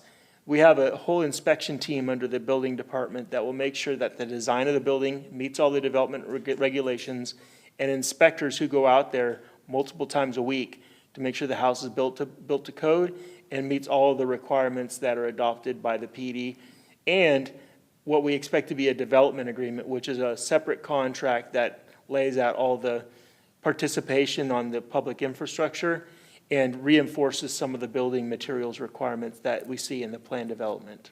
So there's legally binding documents, there's the planning staff that monitors it through the platting process, and building inspectors and public improvement inspectors who are tracking the construction throughout the whole life of the project. Thank you. And, you know, if this does get approved, you know, this is the Planning and Zoning Commission. We're a recommending body. We'll make our vote, and then this will go before council at a future date. But encouragement to everyone that's here to also speak before council so they can hear your opinion as well at that time. And also, if you see, you know, if you have issues or questions, if this does get approved and they go to construction, if you have issues or questions, you know, bring it to staff. Call the city up. They're always available. And I'm sure, you know, listening to the developer, I wasn't here for the first meeting, but I did watch it. There's a lot of interest in working with the community to resolve any issues that come up, because we try to foresee everything, but you just can't. So I always recommend that. And just to add my thoughts to this, I saw the first meetings with P&Z and with council. I thought it was a nice development. I really had a lot of concerns about traffic as well. I appreciate the changes that have been made, the size of the lots improving to that size, and it's closer to conformance with the comprehensive plan. You know, we are all residents of this community as well, and it's a difficult position that we're in, because we want to have smart development that comes through that is going to be beneficial to the community. Not just impacting infrastructure, but also how it's going to support our emergency services, law enforcement, fire life safety, all of the above. And I think the quality of this community that's being proposed and the potential revenues that we can see to help support what we need for infrastructure, not just for that community, but for our community as a whole, I think is going to be beneficial. So I'm going to be in favor of this. Is there any other commissioners that wanted to speak to this item? I do, if you don't mind. Commissioner Ellen? So I live in I appreciate your lifestyle concern, but you have to also balance that with the fact that we really can't, there's no developers coming in and asking, hey, can I develop 2 to 5 acre plans in the cities anymore? And so I think having 1 acre lots up there on the north side of 552 is really one of our better options that we've seen. You could, because on the flip side of that, we could be having a developer come in and doing another Wood Creek or another Williamsburg. And personally, I don't want to see another one of those in Fate. I like the fact that we are getting the option to choose to have the next step of income housing for our residents, because we have new people coming in buying the small Wood Creeks and the Williamsburgs home, but now they've been promoted in their jobs. We don't want them to leave Fate. We want them to stay. But this is giving them the option of the next phase in life, the next step. And so I personally really appreciate the offer and the option that is coming to Fate. On the flip side of that, I have a concern, and I'd really want the developer to hear me. I live in a subdivision that has over 100 acres free space as well. And the maintenance on keeping 100 acres mowed, landscaped, watered is very costly. We are the largest water usage in the city of Fate. It is also crippling our HOA trying to maintain those fees. So I am excited to hear that you're exploring different options with the grasses. If it's the buffalo prairie grass, I love it. It's perfect. And to utilize the cost-saving native plants in your development would just tickle me pink. I hope to see that, what's in your rendering, go forward. So that's my comment. Thank you. Thank you. Any other commissioners? Or if any other, no other questions or discussion, anyone have a motion? I make a motion that we approve project case number ZR26002 with the modifications that the staff conditions? recommended. Yes. Okay. We have a motion by Commissioner Ellen. Do we have a second? Second. All right, we have a motion by Commissioner Ellen to approve item 6A as presented with conditions, and a second by Commissioner Horton. Can we get a vote, please?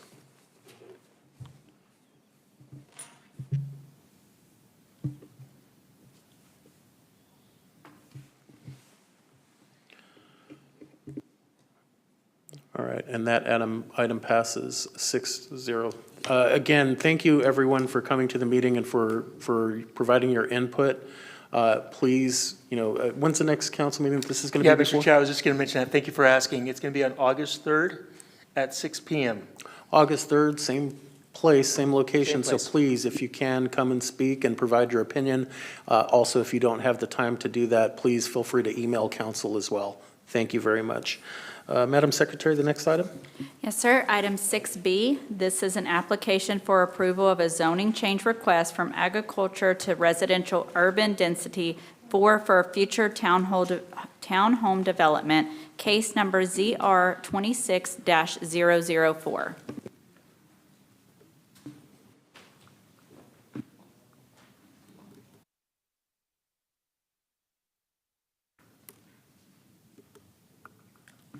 Good evening, commissioners, and welcome our new commissioners. It's really glad to see y'all here and looking very forward to working with you all. My name is Catherine Linares. I am the senior planner for the City of Fate, and I'll be presenting to you project ID number ZR-26-004, what we're calling the Crawford Townhomes.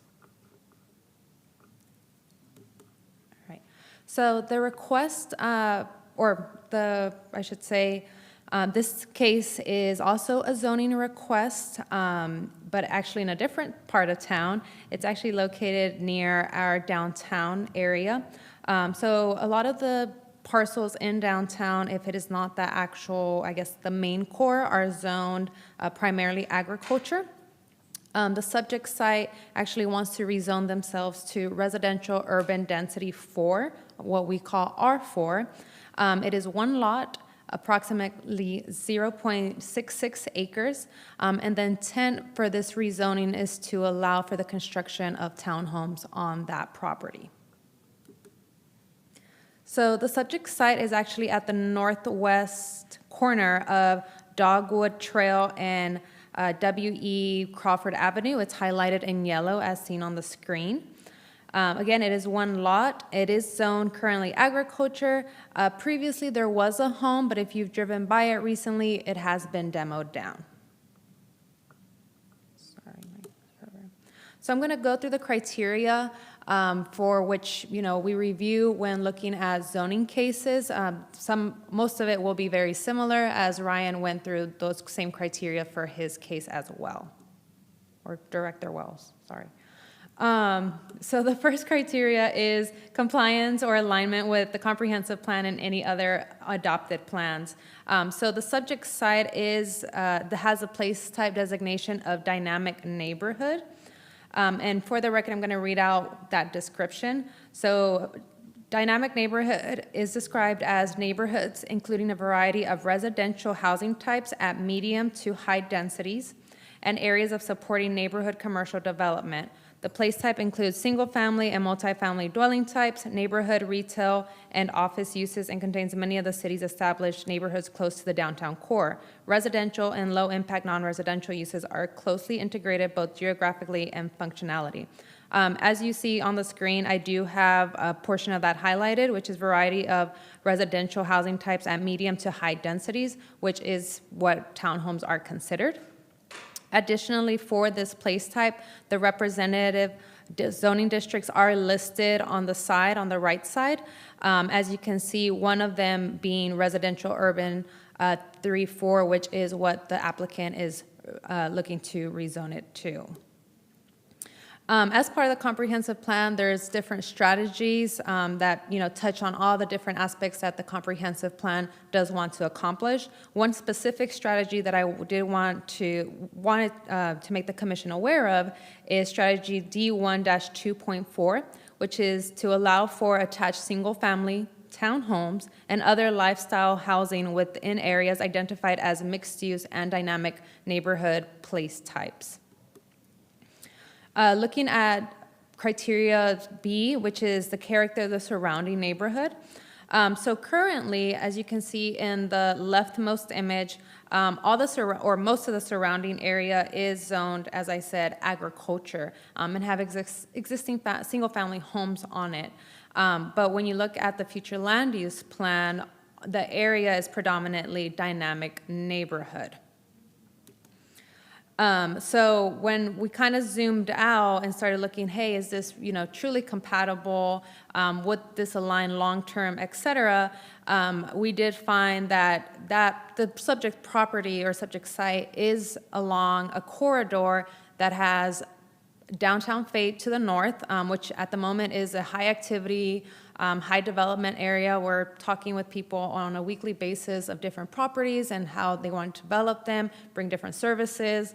As you all may know, the downtown, the Fate Park will be beginning its construction here soon, as well as a couple of other projects in the area. And then when you look south of the property, there's two major one is a commercial/entertainment district, and then another one is a mixed-use district, I guess you could say, to a certain degree. So there's a lot of synergy going on in the area, and we actually started thinking of, hey, this actually might be the first rezoning that we will see in the area long-term in the next few years, as people start recognizing, oh, there's a lot happening. Let me also get in and make my property as productive, if along with everything else that is happening, and feed off that energy. And then criteria C is any other factors are required that need to be considered, but there is no specific Texas law or case laws beyond that. Our normal review that needed to be addressed. So for the fiscal analysis, Ryan went over this earlier as well. So all the first four bullets, again, basically the same, or are the same for both analysis.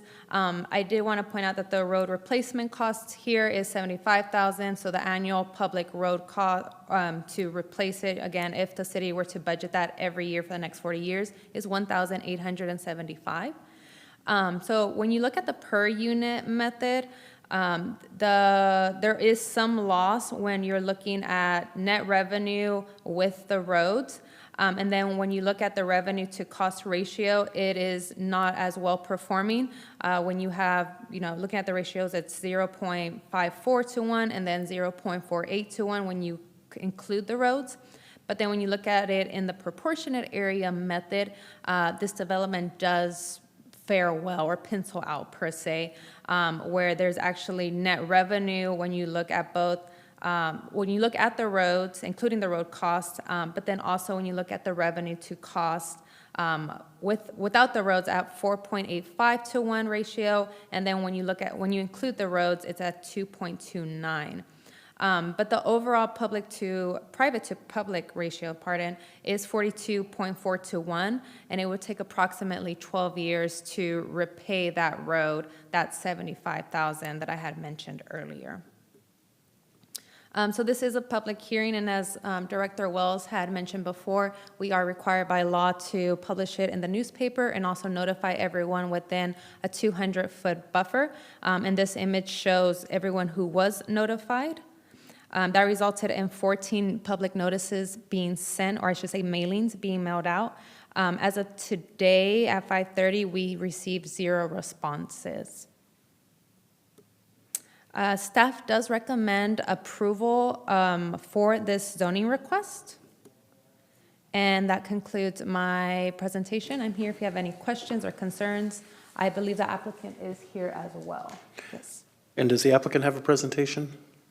I do not have a presentation. Okay. If you could just hang out close, we may have some questions for you. Sure. Thank you very much. All right. This is a public hearing item, so it is 7:37. We're going to open up the public hearing. Do we have anyone signed up to speak? No, sir, not on this item. Okay, it is 7:37, and we're going to close the public hearing. Fellow commissioners, any questions? This is for the staff. Adding high-density housing along that corridor you're speaking of is already super congested. Is there any plans to widen Crawford, that William E. Crawford? I mean, we've got the big developments on the south side coming, and that stop sign is atrocious. So what's the plan? So Crawford is under the jurisdiction of TxDOT, Texas Department of Transportation. So there is a long-term plan for Crawford to be widened to 4 lanes, 2 on each side. The specific timeline of that is still unknown as they're trying to, secure funding for it. That being said, though, given what is happening with Lafayette Crossing, Fayette Yards, and potentially, new things coming into downtown, we do anticipate that it will put pressure on TxDOT to basically hurry up their timeline. That being said, we also are in, constant communication with TxDOT, and we're always letting them know, hey, this new project is coming online. So it's not they're not unaware of it. They are. It's more so they're also trying to prioritize, what they feel is important, sadly. Sorry, I know that is not the answer you were looking for. If I can make one distinction, she's absolutely correct in everything. I do want to clarify that Black Oak Lane, which is just north of Lafayette Crossing, south of that's 4 lanes. As you go north into the real corridor into downtown, it's going to be a 3-lane road, which means 1 lane each direction and a center turn lane. So again, that's future condition. Anyone else, commissioners? For the applicant, the number of units for this lot.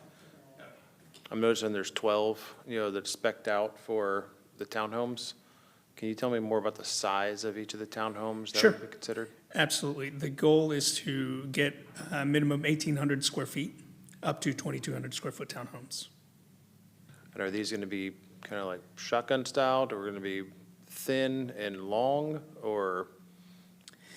So they will be 3 levels, and they will be side by side, spaced out in sections of 4. Yep. Commissioner Horton? He pretty much beat me to the punch. Will there be any trees left when you're finished building? We will have some small trees as part of our landscape plan. Yes, ma'am.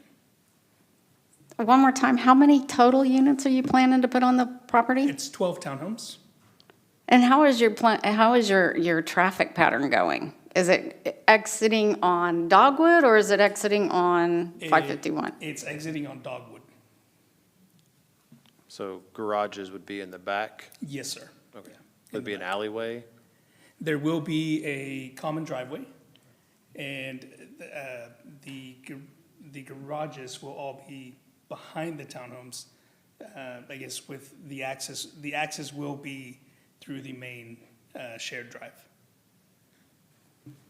What's your anticipated, like, idea facade gonna look like?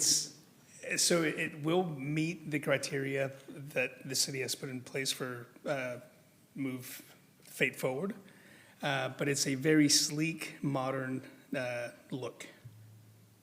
And I shared, Ryan, I apologize, I didn't bring it with me. Yeah, I didn't I know was that I thinking we could do should have the preloaded presentation. it, but we didn't, so, Okay, yeah, but, sorry about that.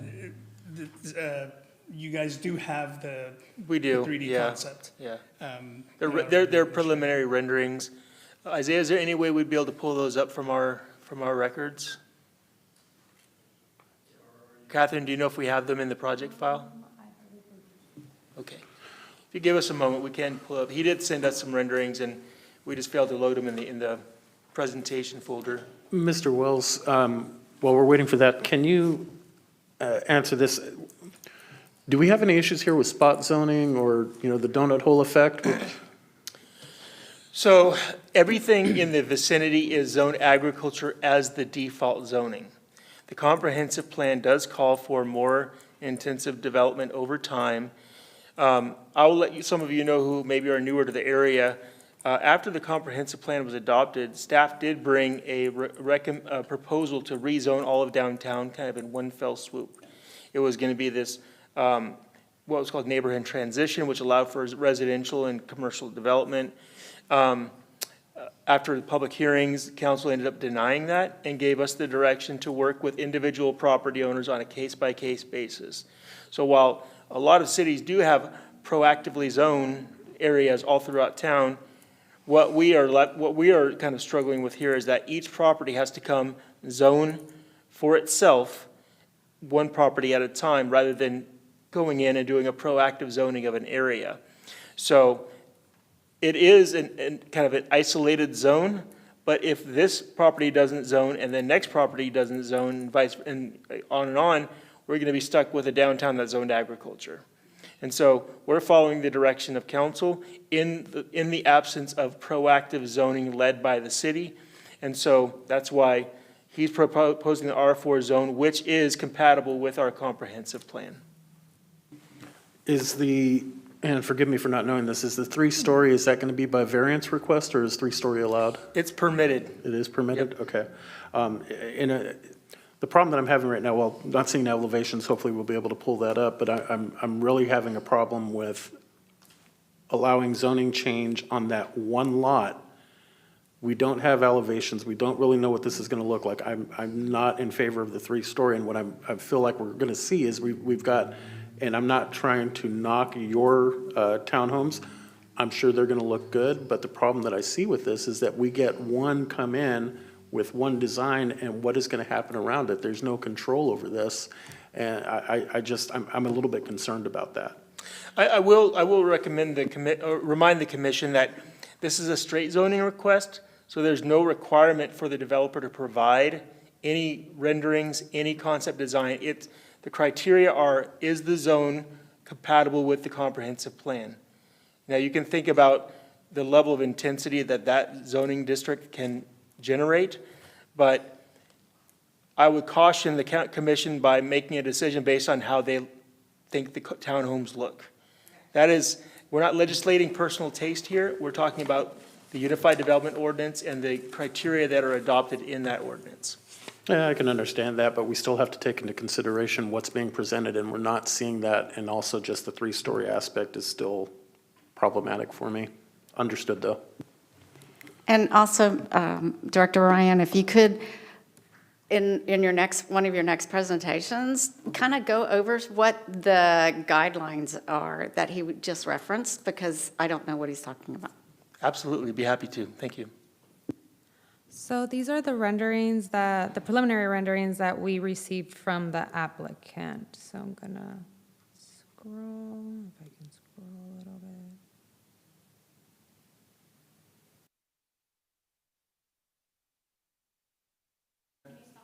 That's not the most recent one, though. Oh, this is what was in the folder. Ruben, will you be able to email them to her real quick?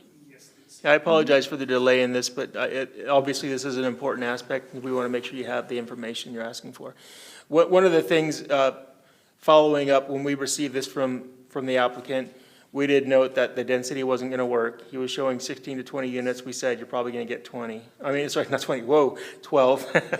And then also the proximity of their main driveway. No driveways directly onto Dogwood, other than a single driveway from a shared internal drive aisle. So you'll see that in a minute.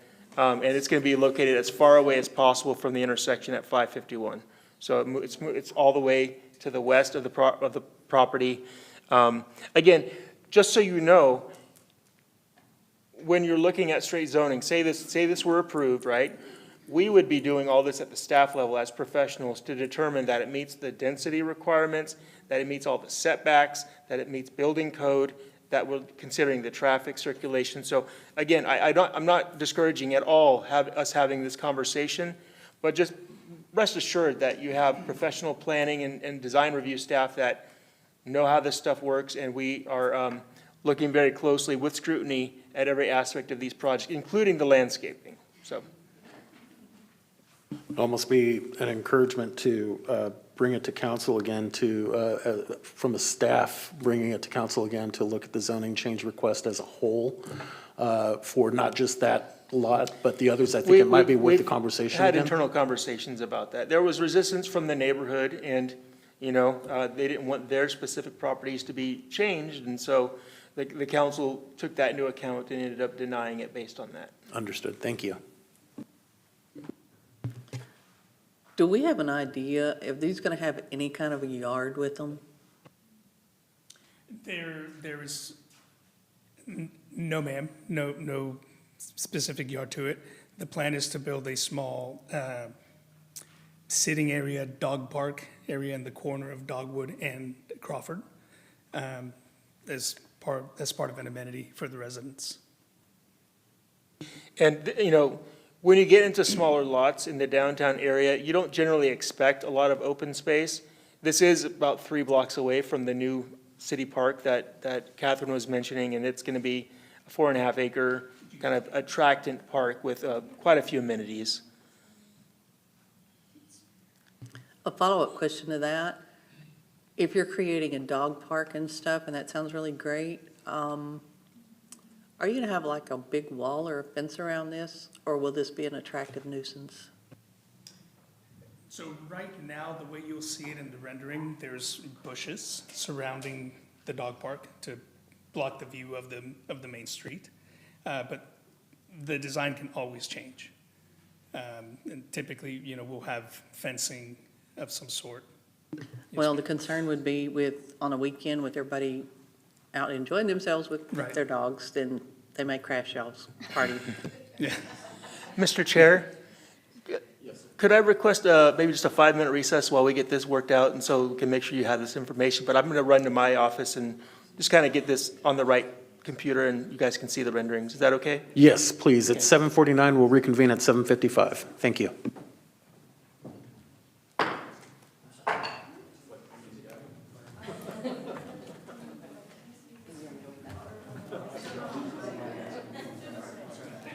No worries. Thank you.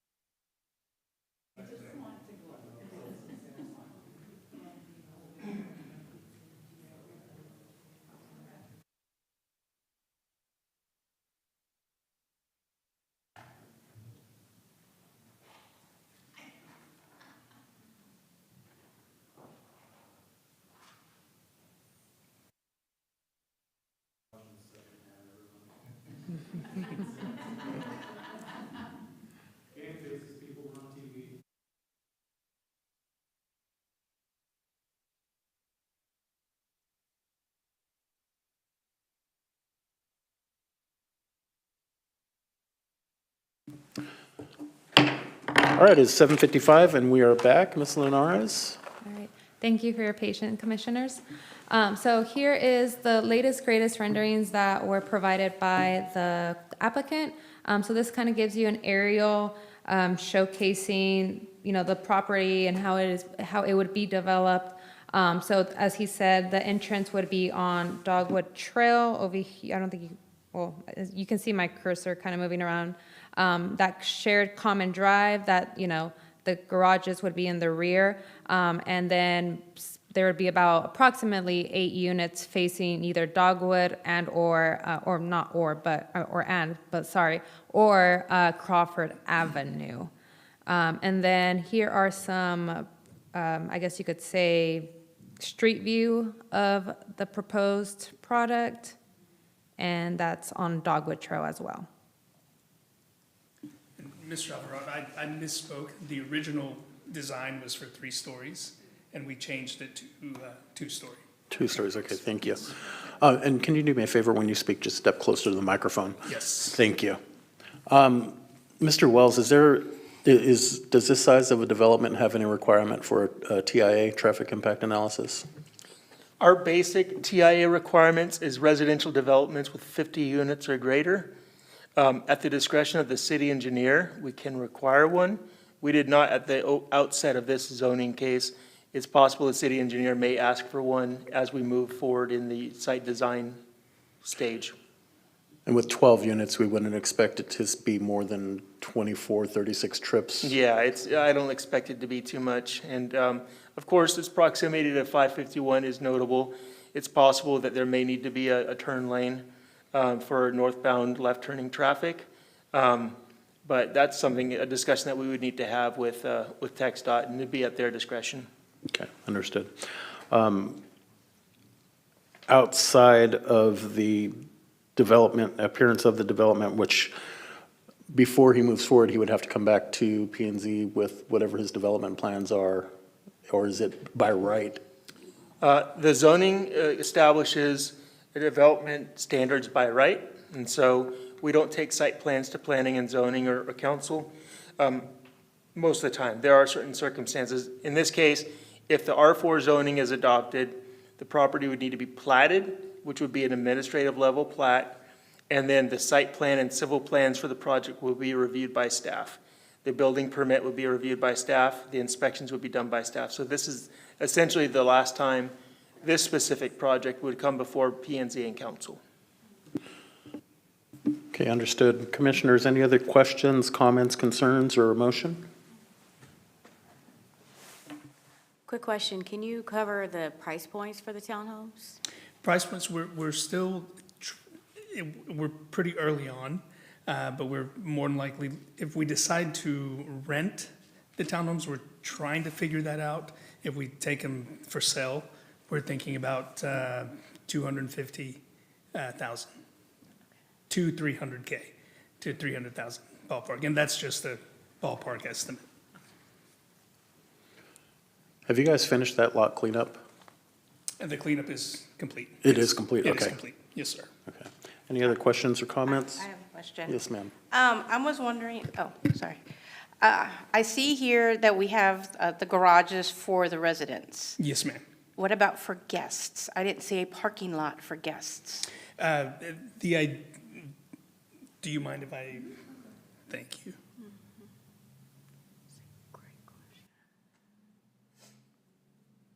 Where's that aerial view? There we go. So the idea is to have, if you can see the cursor, to have parking for guests, maybe somewhere here in the middle. Now, this is still very early in the design process, but right now, that's the plan, to have visitor parking here in the middle. Okay, thank you. Anyone else? Have you given any thought to security fences around the whole thing with the fob to get in and out? And so I know this shows bushes right now. We would more than likely do wrought iron fencing to protect the property, yes, with a clicker. And I know we didn't touch on this, but, gate access with, yes, control. All right, Commissioners, any other questions, comments, or motion? I'll make a motion that we approve ZR 26004.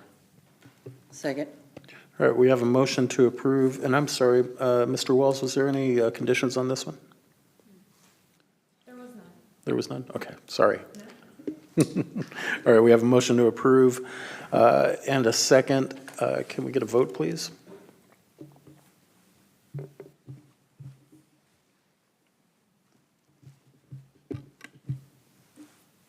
All right, and that motion passes 5-1. Again, we wish you luck when you get before council, which I'm assuming will be August 3rd? Yes, sir. August 3rd. Thank you very much for coming, and thank you for speaking to us. Thank you all very much. Appreciate your time. Good luck. All right. And then item number, I think that brings us to our next item, which is item number 7, Director of Planning Development Services reports, announcements pertaining to city activities, upcoming events, future legislative activities, and other matters related thereto.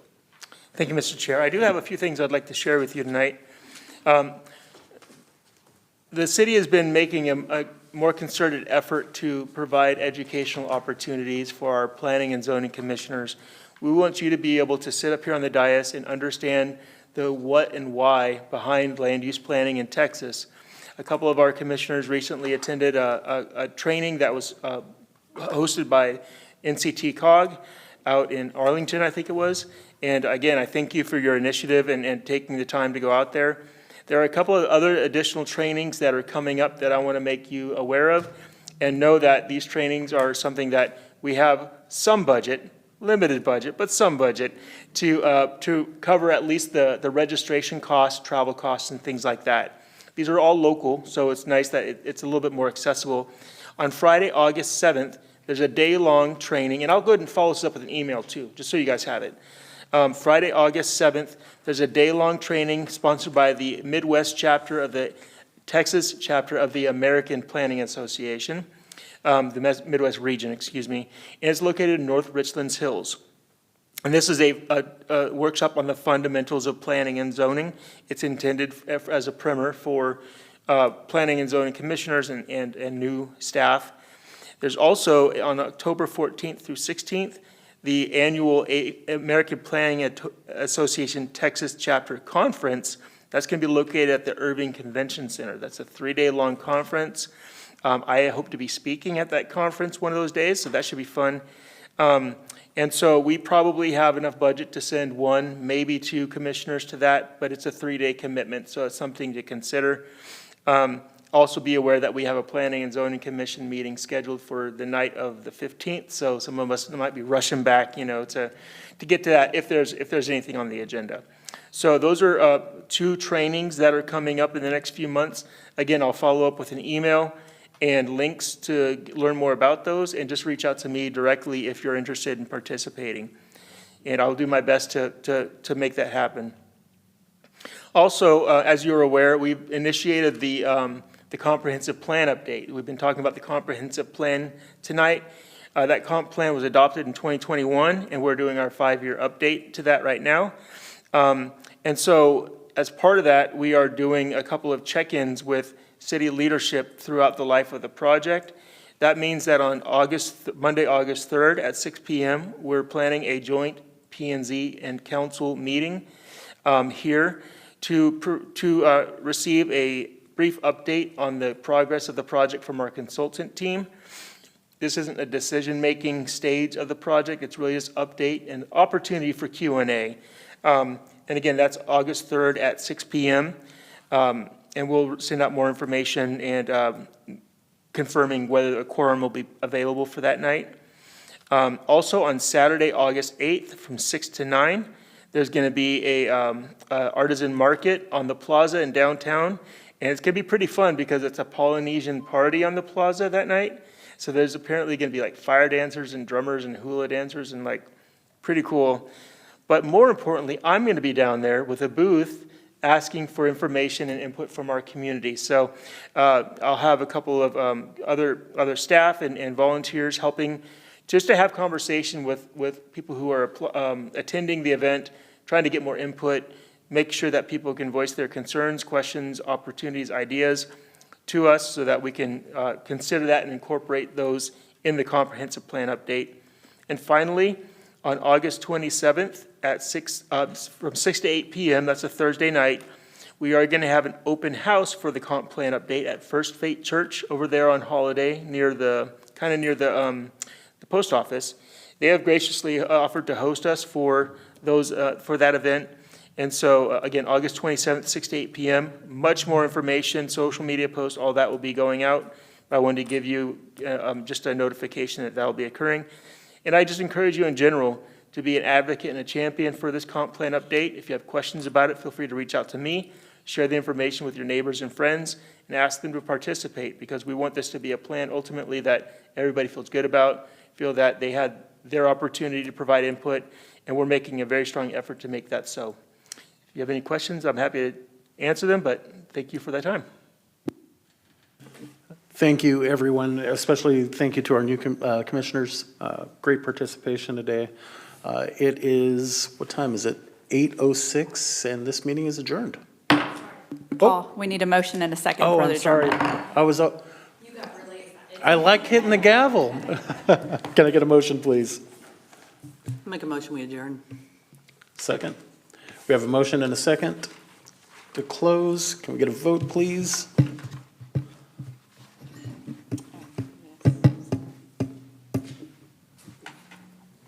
All right, we are closed. Thank you. It is 8:06.